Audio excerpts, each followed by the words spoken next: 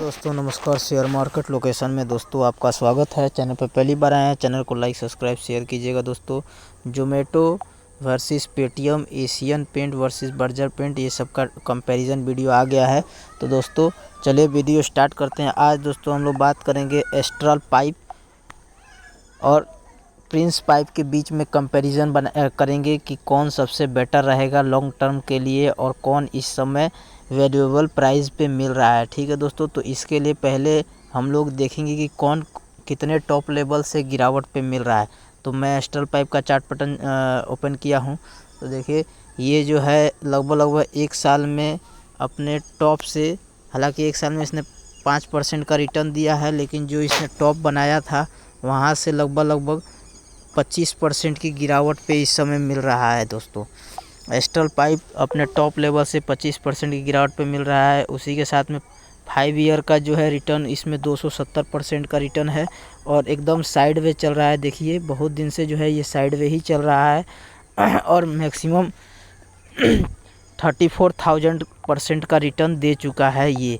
और देखिए कितना खूबसूरत रिटर्न है। और जब अपना हाई बनाता है तब जो है थोड़ा साइड वे चलता है, यहाँ पे भी उसी तरह यहाँ पे भी चल रहा है। अब यहाँ से बाउंस बैक आएगा तो फिर ये ऊपर जाके फिर यहाँ साइडवेज बनाएगा दोस्तों। ठीक है दोस्तों, तो ये अपने टॉप लेवल से 25% की गिरावट पे मिल रहा है। अब इसका थोड़ा बैलेंस शीट चेक कर लेते हैं कि इसका बैलेंस शीट कैसा है। scanner.com पे जाते हैं, इसका बैलेंस शीट देखते हैं कि फंडामेंटल स्ट्रॉन्ग कंपनी है कि नहीं। तो देखिए ये जो इस्टेब्लिश्ड हुई थी वो 1996 में हुई थी, तो बहुत पुरानी कंपनी है। और इसका जो है मेन काम जो है manufacturing pro India plumbing and draining system in the country. और इसका इन्होंने अभी हाल फिलहाल में एडहेसिव में भी इन्होंने कदम रखा है, एडहेसिव बिजनेस ओवर ईयर। तो इन्होंने अभी हाल फिलहाल में एडहेसिव जो फेविक्यूल काम करती है या ज्योति रसायन जो काम करती है, जो एडहेसिव का काम करती है, उसमें भी इन्होंने अपना जो है अभी इन्होंने एंट्री किया है। क्योंकि इन लोग को ये लग रहा है कि जो हम लोग का जो है प्लाई का काम होता है उसमें जो है जो हमारा पाइप लाइन का एस्ट्रल पाइप के लाइन में काम करती है, तो हमारा जो पाइप में जो काम होता है उसमें जो है फेविक्यू का भी काम है, मतलब एडहेसिव बिजनेस का भी काम है। फेविक्यू एडहेसिव जो है फेविक्यू जो है वो आपका ब्रांड है पीडीलाइट का, ठीक है, इसलिए उसका नाम है फेविक्यू। लेकिन ये भी उसको एडहेसिव सेक्टर में वो काम करती है। उसी तरह जो है ये भी एडहेसिव सेक्टर में अब अपना हाथ जमा रही है। और इनका जो है मेन जो पैसा आता है रेवेन्यू 77% पाइपिंग लाइन से आता है, पाइप लाइन से आता है। ठीक है दोस्तों, इसका मार्केट कैप 38,000 करोड़ का है। करंट प्राइस 1921 रुपया और 52 वीक हाई 2600 बना दिया था, 52 वीक लाइक 1500 बना दिया था। स्टॉक का पी देखिए इतने गिरावट पे भी 100 पे मिल रहा है। ठीक है, तो अभी भी थोड़ा महंगा है लेकिन 25% गिरावट हो चुका है। तो जो लार्ज कैप कंपनी होती है इसमें लगभग जो जिसको मार्केट जानता है कि इसका जो है लॉन्ग टर्म में ग्रोथ है, तो उसका पी ज़्यादा नीचे नहीं गिरता है। आप लोग को मालूम है अभी जो डाटा आया हुआ था उसमें इंफ्रास्ट्रक्चर को बहुत बढ़ावा दे रहा है। तो उसमें इंफ्रास्ट्रक्चर में पाइपलाइन का बहुत बिजनेस जो है, आप लोग को मालूम है कि जितना ऊपर जाता है उसमें पाइपलाइन से ही पानी जाता है ऊपर। जो भी काम होता है घर घर में पाइपलाइन का ही काम होता है। तो इंफ्रास्ट्रक्चर जैसे जैसे बढ़ेगा उसी के हिसाब से पाइपिंग बिजनेस भी बढ़ने वाला है, बहुत ज़बरदस्त ग्रो होने वाला है। इसलिए मार्केट इसका पी डाउन नहीं कर रहा है। ठीक है दोस्तों, ROE भी ज़बरदस्त है, 20 के ऊपर है। इसका मतलब कंपनी प्रॉफिट बना रही है और फेस वैल्यू 1 का है। ठीक है दोस्तों, अब इसका देखिए कंप्रोज में कंपनी ऑलमोस्ट डेट फ्री है और कंपनी जो है 5 ईयर में 27% का जो है CAGR से रिटर्न दे रही है अपने स्टेक होल्डर को। और कंपनी सेल्स ग्रोथ भी 10 ईयर में 21% का बढ़िया जो है डबल डिजिट में सेल्स ग्रोथ रख रही है 10 ईयर से लगातार। ठीक है दोस्तों, अब ये अपने सेक्टर में देखिए मार्केट लीडर है एस्ट्रल पाइप, उसके बाद सुप्रीम इंडस्ट्री, उसका फिनोलेक्स और 4 नंबर पे प्रिंस पाइप आता है। ठीक है दोस्तों, अब इसका रिजल्ट देख लेते हैं कि इसमें जो है कि आगे ग्रोथ करने की कैपेबिलिटी है कि नहीं। तो देखिए 1 क्वार्टर पहले 1172 करोड़ का सेल्स था जो कि 1268 करोड़ का हो चुका है। तो सेल्स जो है क्वार्टर ऑन क्वार्टर जंप किया है।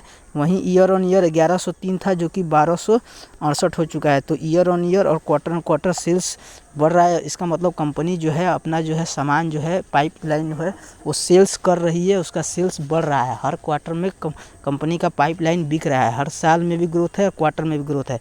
अब उसके बाद एक्सपेंस रहेगा, उसके बाद जो है कि अदर इनकम, इंटरेस्ट, ये सब काट करके टैक्स करके कंपनी को नेट प्रॉफिट दिखाना पड़ता है, जो कि हर एक न्यूज़ चैनल पे और कंपनी को नेट प्रॉफिट से मतलब रहता है। तो इसमें देखिए एक क्वार्टर पहले 75 करोड़ था, जो कि बढ़ के 95 करोड़ हो चुका है, और वहीं ईयर ऑन ईयर 128 करोड़ था, जो कि घट के 95 करोड़ सिर्फ रह गया है। तो ईयर ऑन ईयर बहुत मैसिव गिरावट है, जो कि 128 करोड़ था और वहाँ 95 सिर्फ करोड़ रह चुका है। क्वार्टर ऑन क्वार्टर जंप है।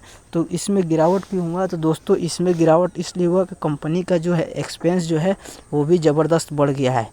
ठीक है दोस्तों, कंपनी का एक्सपेंस भी ज़बरदस्त बढ़ गया है। देखिए, और टैक्स भी कंपनी ने ज़बरदस्त दिया हुआ है। एक साल पहले कंपनी का एक्सपेंस 900 करोड़ था, जो कि इस समय 1000 मतलब 1100 करोड़ हो चुका है। और सबसे बड़ी बात तो ये है कि कंपनी ने टैक्स बहुत ज़बरदस्त भरा हुआ है। 170 करोड़ का टैक्स इसमें भरा हुआ है एक साल पहले, और इस समय 130 करोड़ का टैक्स भरा हुआ है। तो टैक्स कम हुआ है, लेकिन वही है कि एक्सपेंस ज़्यादा बढ़ चुका है। कंपनी का खर्चा बहुत बढ़ गया है, इसके वजह से है नेट प्रॉफिट थोड़ा डाउन हो चुका है। नो डाउट, कोई दिक्कत की बात नहीं है, कंपनी बढ़िया है, बाउंस बैक कर जाएगी। ठीक है दोस्तों, अब इसका जो है रिजर्व देख लेते हैं। रिजर्व देखिए लगातार 1400, 1800, 2300, 2400 हर क्वार्टर में, हर ईयर में लगातार जो है इसका जो है रिजर्व कंपनी का बढ़ते जा रहा है। वहीं बोरिंग कंपनी के पास 95 करोड़ की बोरिंग है, जो कि कंपनी के पास 95 करोड़ की बोरिंग लगातार जो है बोरिंग कम हो रही है। 198 था, फिर 80 हो गया, फिर 98 हो गया, इस समय 95 है। तो कंपनी अपना बोरिंग भी कम कर रही है। और शेयर होल्डिंग पैटर्न देख लेते हैं। तो शेयर होल्डिंग पैटर्न में 55% मेजॉरिटी स्टेक कंपनी के पास है। एफआईआईज ने थोड़ा जो है सेल किया है शेयर, जिसमें एक क्वार्टर पहले 16% था, जो कि अभी 14% हो चुका है। वहीं डीआईएस ने 14% था, जो कि 15% हो चुका है। डीआईएस ने थोड़ा सा बढ़ा लिया, पब्लिक ने भी थोड़ा सा बढ़ा लिया है। तो एफआईआईज ने थोड़ा घटाया है, डीआईएस ने बढ़ाया है, पब्लिक ने बढ़ाया है।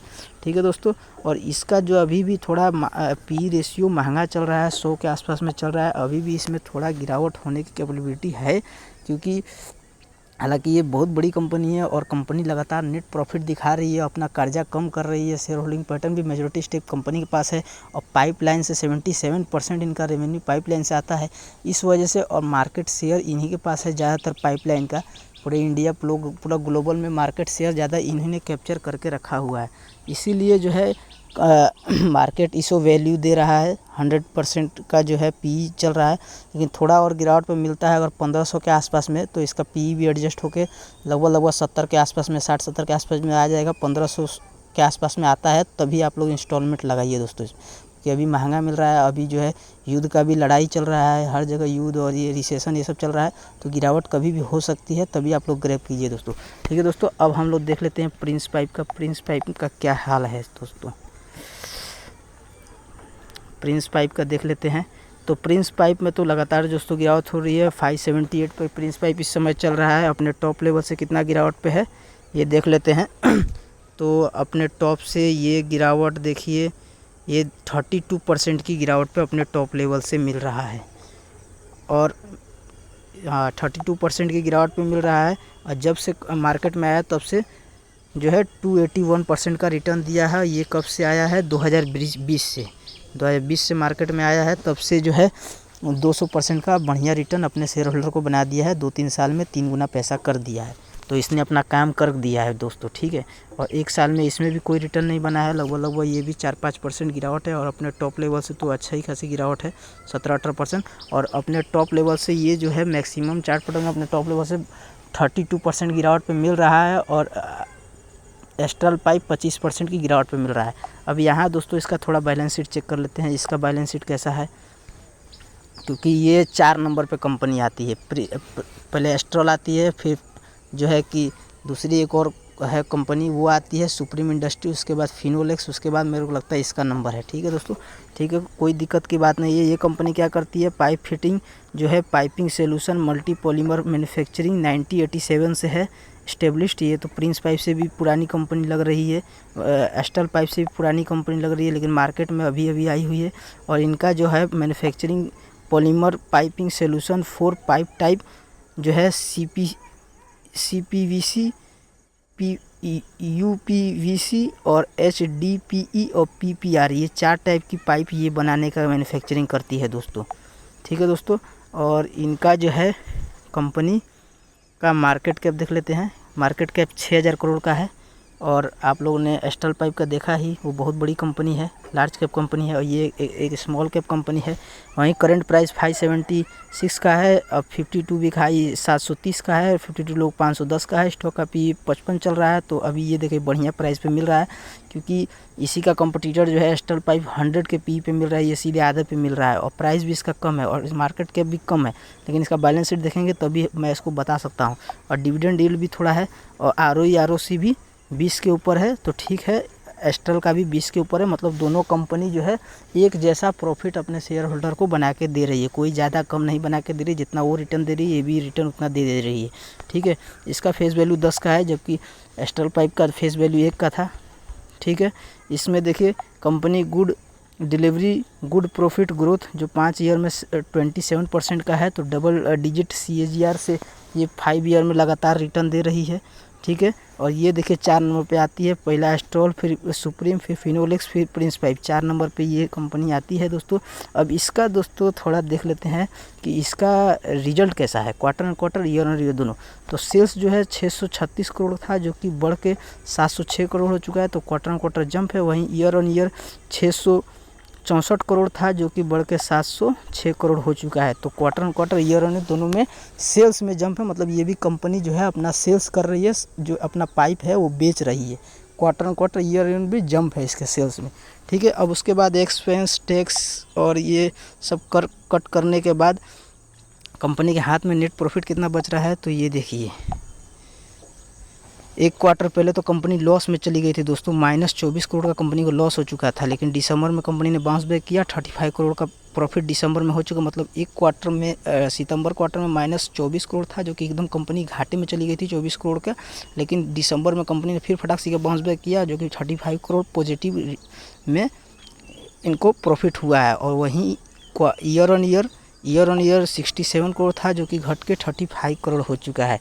तो यहाँ भी जो है एस्ट्रल पाइप की तरह हो रहा है, क्योंकि इसमें भी क्वार्टर एंड क्वार्टर जंप है और ईयर ऑन ईयर इसमें भी गिरावट है। जैसे एस्ट्रल में भी वैसा ही था, क्योंकि उसमें भी ईयर ऑन ईयर गिरावट था, क्वार्टर एंड क्वार्टर जंप था।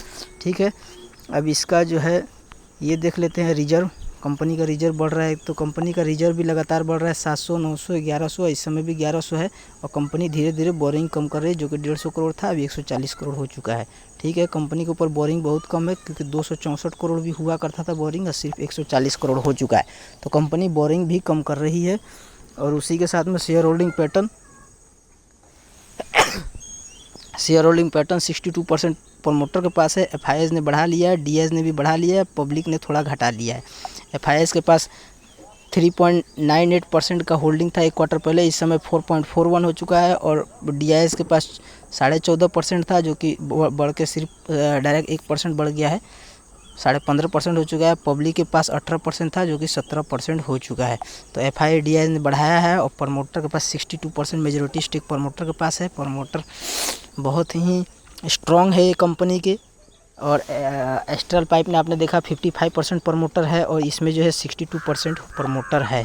FIS DIS ने होल्डिंग बढ़ा लिया है। तो दोस्तों दोनों कंपनी का रिजल्ट जो है वो सेम है, क्वार्टर एंड क्वार्टर इसमें भी जंप है, ईयर ऑन ईयर इसमें भी गिरावट है। एस्ट्रल में भी क्वार्टर एंड क्वार्टर जंप है, ईयर ऑन ईयर गिरावट है। और एस्ट्रल बहुत बड़ी कंपनी हो चुकी है, और एस्ट्रल का PE रेशियो भी बहुत महंगा है, और एस्ट्रल का जो है डिविडेंड भी बहुत कम है, और एस्ट्रल का जो है प्राइस भी बहुत महंगा है। तो इस वजह से, और इसमें भी उतनी कैपेबिलिटी है कि ये पूरा एस्ट्रल को बीट करने की पूरी कैपेबिलिटी दोस्तों रखती है।